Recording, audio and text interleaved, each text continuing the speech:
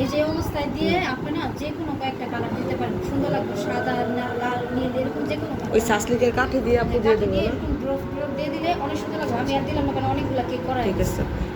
এই ব্যাচে একটু এটা সিম্পল রাখবো।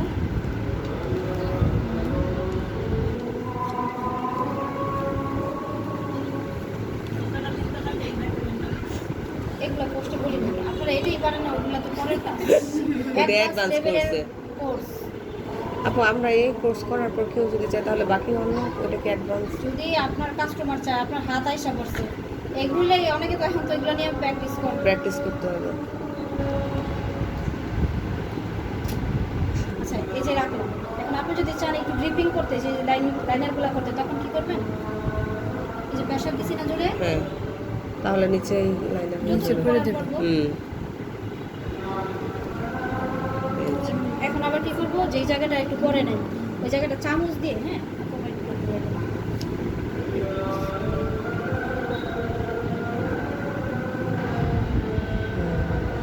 চামচ দিয়ে দেবো।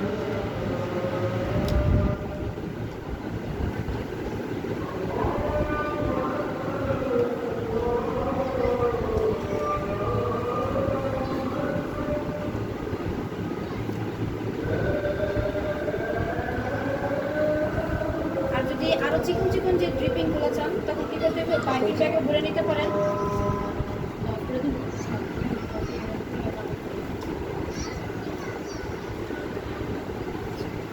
এই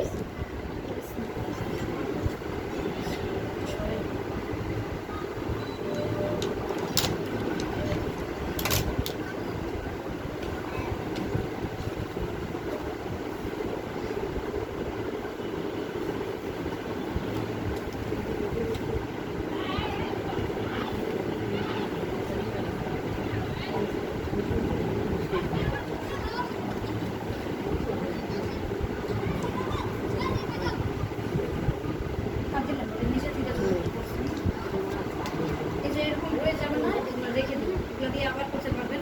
আর নাম লেখার জন্য কি করবেন, এই জেলের মধ্যে কোনো পানিটা ইউজ করেন না, এই ঘন জেলটার মধ্যে কি করবেন, একটু কালার দিয়ে, যে কোনো কালার দিয়ে আপনি নাম লিখতে পারবেন। অনেক সময় লিখতে পারে না কাস্টমার, তখন হচ্ছে ওটা লিখে দিন।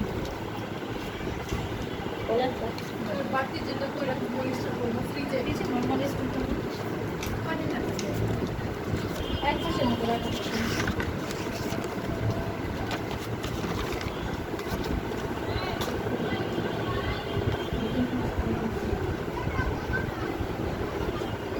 এখন আবার এই যে সাথে সাথে কাজ করার জন্য যেহেতু এটা জেল, এখন কাজ করতে গেলে কি হবে, ক্রিমটা উঠে আসবে, বুঝতে পারছি। আবার এটা সেট